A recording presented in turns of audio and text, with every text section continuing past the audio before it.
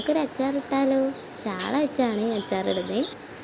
അപ്പം എണ്ണ സാധാ പോലെ ചൂടാക്കി എടുക്കുക.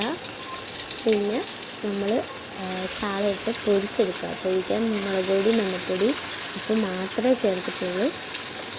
വെളിച്ചെണ്ണയിലാണ് പൊരിച്ചെടുക്കുന്നത്.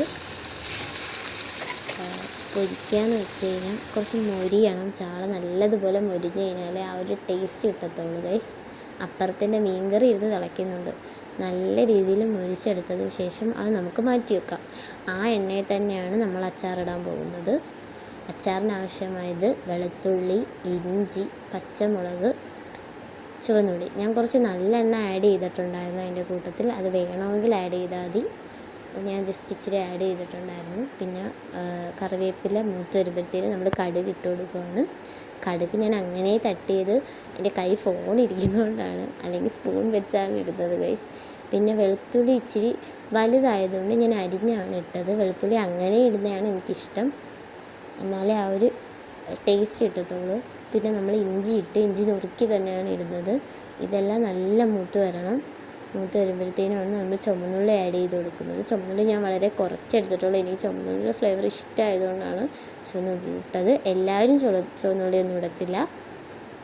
ഇട്ടതിന് ശേഷം നല്ലപോലെ അത് വറുത്തെടുക്കുക. ഇങ്ങനെ കുക്കിംഗ് വീഡിയോസൊക്കെ ഇഷ്ടപ്പെടുന്നവർ എൻ്റെ വീഡിയോ ഒന്ന് ലൈക്ക് ചെയ്യുകയും ഷെയർ ചെയ്യുകയും സബ്സ്ക്രൈബ് ചെയ്യുകയൊക്കെ ചെയ്യുക. അപ്പം എനിക്ക് ഒത്തിരി മിസ്റ്റേക്ക് ഉണ്ട് ഞാൻ പറയുന്നതിലൊക്കെ. അത് ഞാൻ ഫസ്റ്റ് ടൈം ആയതുകൊണ്ടാണ്. ഇനി അങ്ങോട്ട് ശരിയാക്കാൻ ശ്രമിക്കാം. ദെൻ നമ്മൾ മുളക് പൊടി ആഡ് ചെയ്തു. മുളക് പൊടി കാശ്മീരി ചില്ലി പൗഡറാണ്, അതുകൊണ്ട് തന്നെ കുറച്ച് കൂടുതൽ ആഡ് ചെയ്യുന്നുണ്ട്.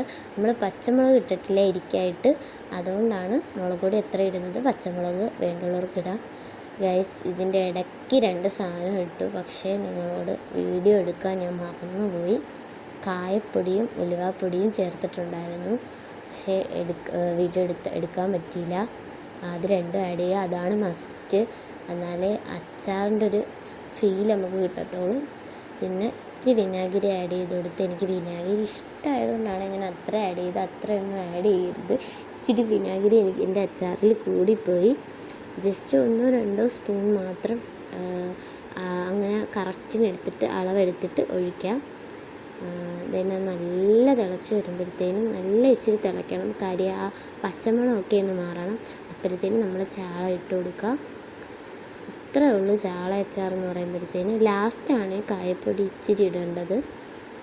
അത് നല്ലപോലെ വറ്റിച്ച് നല്ല കുറുകി വരണം. എൻ്റെ പൊന്നോ, എനിക്ക് കൊതി വരുന്നത് കണ്ടിട്ട് തന്നെ. നല്ല ടേസ്റ്റാണ് ഗൈസ്. സത്യമായിട്ടും ഞാനിത് ഫസ്റ്റ് ടൈമാണ് ട്രൈ ചെയ്തത്. എല്ലാവരും ട്രൈ ചെയ്ത് സബ്സ്ക്രൈബ് ചെയ്യുക. Thank you.